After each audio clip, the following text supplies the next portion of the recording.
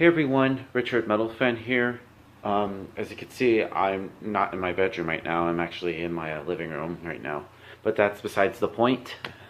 We're going to bring you guys a new 2017 album review. And today we're going to be looking into the new album from the band Ensiferum entitled Two Paths, which came out today through Metal Blade Records. Now, for those of you who aren't familiar with Ensiferum, they're a folk metal band hailing all the way from Finland. They've been around since 1985, which is crazy. They've been around for 22 years. They were formed by Marcus Toivonen. Forgive me if I butcher some names.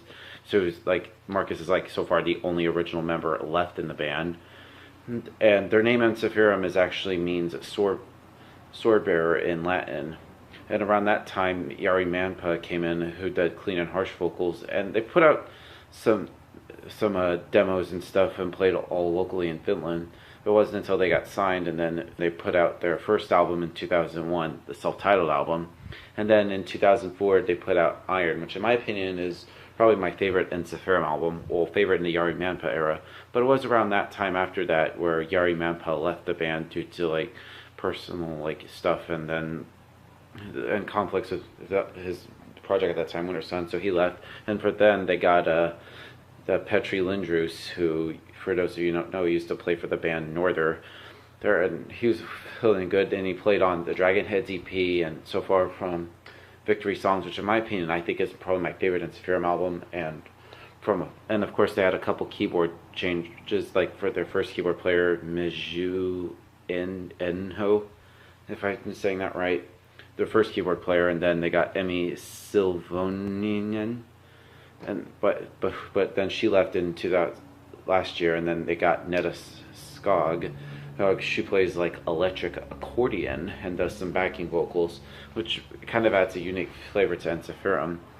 And this album, of course, the new album Two Paths is the follow-up to 2015's One Man Army, which I thought was a pretty good album. But to answer this question, does this album follow up, or is it just as good as One Man Army? In my honest opinion, I think it definitely has. I think it's pretty good. The production on this album is really good. Everything is pretty much where it needs to be. Petri's harsh vocals and the vocal work on this album in general is good. I mean, Petri's harsh vocals are just powerful and just in your face. And so far, the clean vocals from Sammy Henke and of course Marcus are just really dominating and sort of very powerful. Same thing with the harsh vocals, and the guitar work is just really catchy, and the bass is pretty audible. You can definitely hear that well in the mix. Drumming wise, it's pretty solid, and of course the accordion work from the new member Netta is really good. Kind of how it sort of adds some sort of folk elements to Ensiferum. But without further ado, let's dive into this album track by track. Now, the album opens up with the intro Ad Jatomasta Unesta, which is a very heroic and epic sounding intro. You could definitely feel kind of the aura that they're doing with this album. And then it goes right into For Those About to Fight for Metal, which the title itself kind of sounds very cheesy, but this song itself is pretty good. It's just pure Ensiferum, though, a very high tempo song. Very explosive riffs and a very epic choirs to there. I think it's a pretty good song. Way of the Warrior, explosive fast-paced track and awesome chorus, and I really like how more the keyboard sounding thing is on there. This track is really good. Then we go into the title track Two Paths, and this is pretty much the most folk infused out of the first few tracks, with the accordion playing a very prominent role throughout and sounding quite impressive. And I can also hear some violins, especially during the verses, which adds some extra flavor to it. And then we get some very wild, clean vocals throughout the song, especially during the chorus. And at first it took me a few listens to get into it, but I think it sort of fits the track well, and I think it's a very catchy and fun track. All right, and then we go into King of Storms, a very heavy, super bombastic track, which kind of reminds me of something I would to be from from afar one man army. It has that kind of like epic symphonic flavored melodic death metal that dominated those two albums and on this track, and it's pulled off very effectively with some explosive riffs, insanely epic symphonic arrangements, and a huge chorus as always. And this song pretty much shows where Petri can dominate with his harsh vocals, though the very deep clean vocals during the chorus are also very impressive. And then we go into Feast of Valkyries, which is more of a laid-back song, very folk-infused.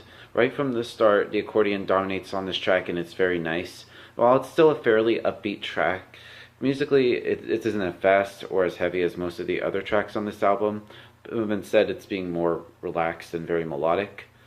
And then, during the verses, we get some unique sounding female vocals, which lead the way throughout the track before getting into some more epic gang vocals during that insanely epic and catchy chorus, which is pretty good.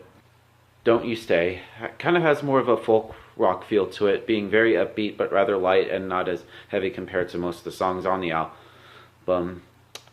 In fact, this pretty much has some more simplistic drum patterns. The super catchy chorus makes it feel more accessible, almost kind of feels a little bit radio friendly by some standards. This track has absolutely no harsh vocals at all, and it's sung entirely by one singer who does an excellent job, and the voice kind of fits right in the song.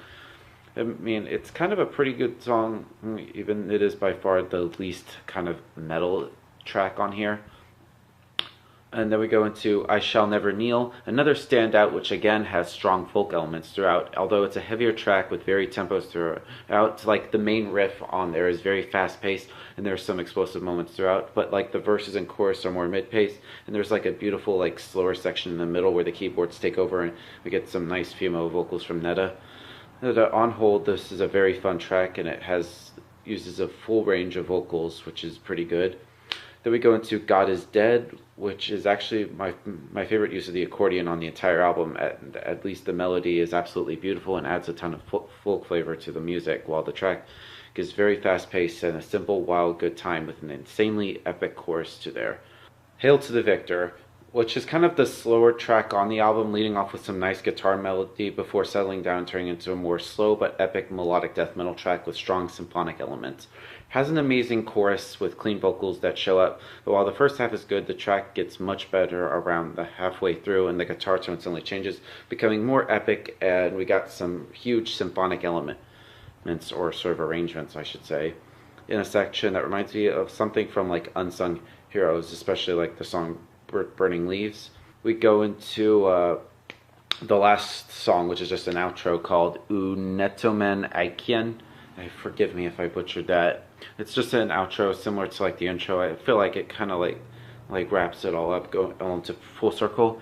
And of course, this, if you get the special edition, it comes with some alternate versions of the songs Don't You Stay and God Is Dead, which these versions feature harsh vocals throughout. While some people might prefer one version over another, I personally think both these songs are pretty good with either the clean vocals or harsh vocals. I mean, it's just very fun and just very well written, and I think that those versions are pretty good, as well as the regular versions as well. Now, overall, Two Paths by Ensiferum, it's a pretty solid album from this band. I mean, I enjoyed everything this band offers. But if I were to give this album a score, I'd probably give this an 8 to an 8.5 out of 10. It's that good. I mean, it'll probably take me some more listens. I might enjoy it more, but I actually dig it. It's pretty good. But yeah, that's my review of Two Paths, guys. Let me know in the comments what you guys think about it, and I'll see you all in the next video, and keep it metal.